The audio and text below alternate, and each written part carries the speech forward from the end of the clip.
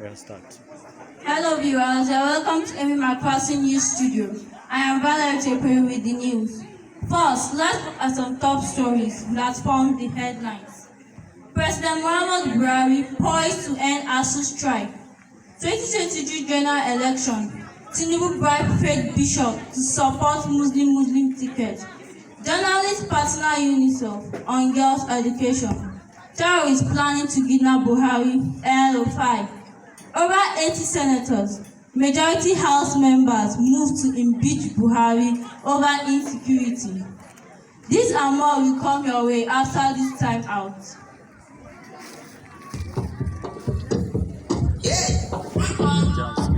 Don't sleep, wake up. Can I have money? Speak, wake up. Can I have money? Wake up. Wake up.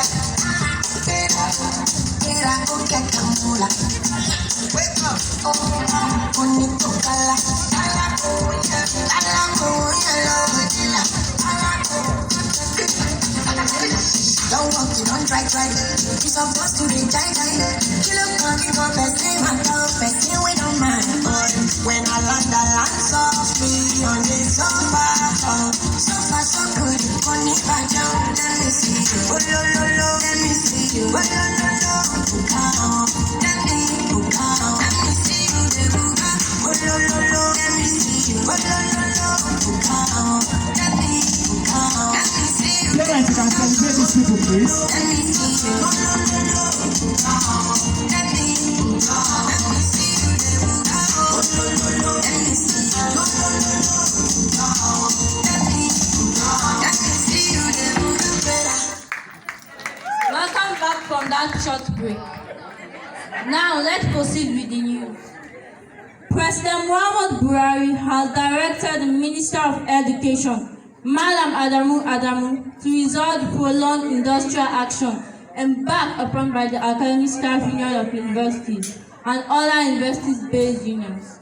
He gave the directives Tuesday after receiving briefings from the relevant government ministries, departments, and agencies involved in the ongoing effort to end the face-off with the universities union.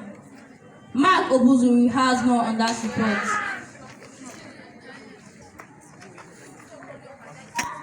Sources in the presidential villa told our producer, Mr. School Jwantu, that the president gave the directive on Tuesday during a meeting with relevant government ministries, agencies, and departments, where he received briefings on the current face-off with the university unions since February 14, among other issues. Although it is not unusual for the president to hold briefings with the ministers, it was gathered that President Buhari placed a high premium on the issue of resolving the lingering ASU strike. Beside the directive to the education minister, the president instructed that the Minister of Labour and Employment, Chris Ngige, as well as the secretary to the government of the Federation, Boss Mustapha, must be in attendance in all the meetings to speedily resolve the crisis. Those present at the meeting include Adamu, Ngige, and Mustapha, as well as the Minister of Finance, Budget and National Planning, Zainab Ahmed, the Minister of Communication and Digital Economy, Issa Pantami, the Head of Service of the Federation, Olashade Yemi Esan, the Chairman of National Salaries, Income and Wages Commission, Eko Nata, and the Director General Budget Office, Benakubu Eze. President Buhari's directive comes a week after he told the striking university lecturers that enough is enough and should, as a matter of responsibility, reconsider their position on the prolonged strike with a view to calling it off. On the presidential villa, I am Mark Obuzu reporting from MacPherson News.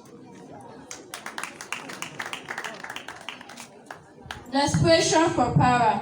Tinubu paid fake bishop to woo Christians to support Muslim bid.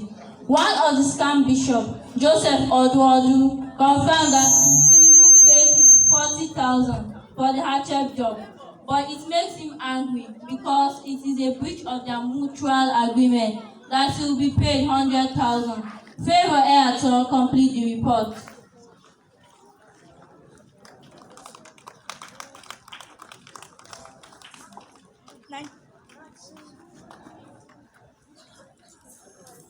Nigerians have left to Bola Tinubu on Twitter for making his case worse by parading forged bishop when he presented on Wednesday Kasim Shettima as his presidential running mate on the banner of the All Progressive Congress (APC), a Muslim takeover bill of Nigeria.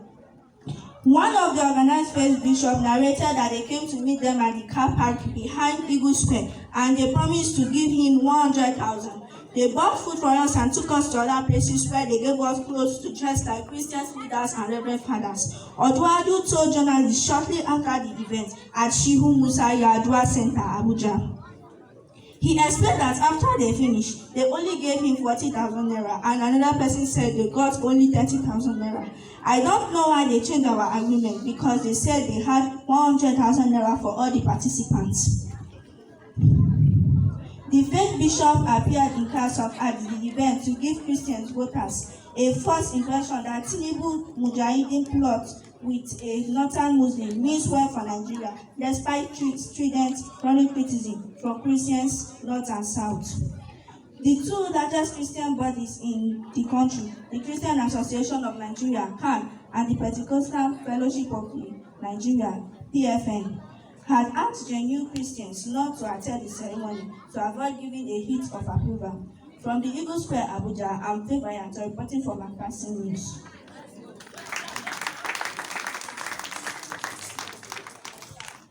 Sociopolitical activist Rena Omakuri has declared that the terrorists threatening to abduct President Muhammad Buhari and the Kaduna State Governor Nasir El-Rufai are only bringing relief to Nigeria. Recall that a terrorist group in the northwest who abducted Abuja to Kaduna train passengers had threatened to kidnap Buhari and El-Rufai. Christian Dennis has more. The terrorists made the threat in a fresh video where they were captured flogging some of their captives, particularly the male victim. Reacting, Omukri in a post of his official Facebook page on Sunday stated that Nigerians will not consider the terrorist plan as threat but relief. According to him, kidnapping the president would mean adopting all Nigerians' problem. He wrote, "Why are these bandits threatening to adopt Buhari and El-Rufai? I am not sure Nigerians consider that a threat. To many Nigerians, that would be a relief. Buhari that met dollar at 190 naira, and today it is 650 naira. Adopting him is like adopting Nigerians' problem." He figuratively put it that bandits threatening to adopt Buhari and El-Rufai is just like Pablo Escobar drug cartel threatening to adopt Bola Tinubu. What concerns the rest of Nigerians? What heroin and terrorism has joined together? Who are Nigerians to put it asunder? I am Christian Dennis reporting from MacPherson News Studio. Thank you.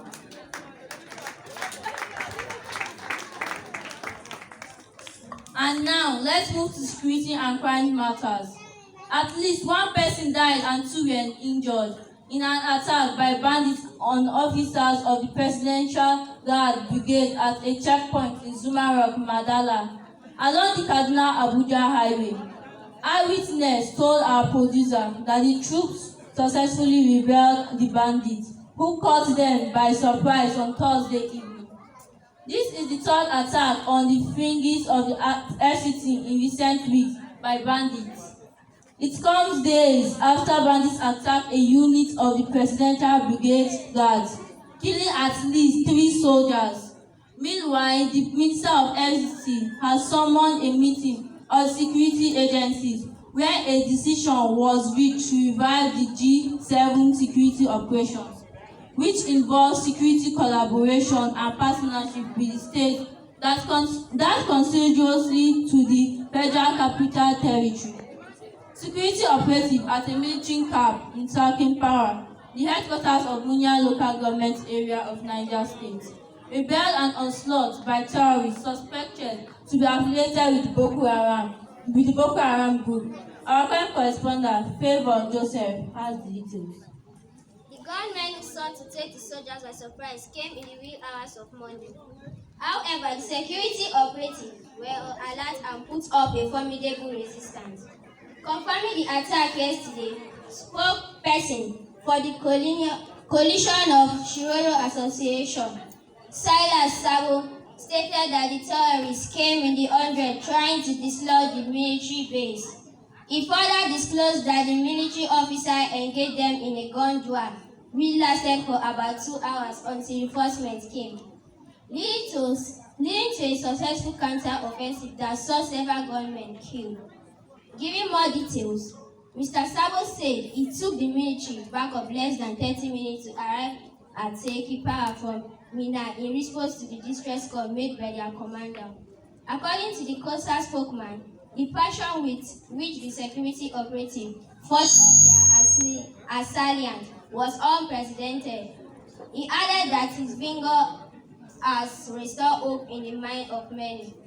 Sabo said the report at the association disclosure shows that there were no casualties recorded on the side of military, but there were strong indications that some terrorists were gunned down. Although the number is yet to be ascertained. From Seki Power, the capital of Muya local government, Niger State, I am Favour Joseph reporting from MacPherson News. Thank you. And with that, we have come to the end of our news presentation. But before we go, we want to sincerely appreciate the school authority, most especially the proprietor of the school, Amy MacPherson International School, Reverend Thompson Elliot Idike, the chairman of the school management board, Pastor Christian Ekneme, the head teacher of Amy MacPherson International School, Mrs. Maria Emeka. May God Almighty bless you all for your wonderful contribution in our lives. On behalf of our producer, Mr. Pan and Matthew Jwantu, and the production team, I am Valerie Chepe saying bye till we come your way next year. Same time, same station. Thank you.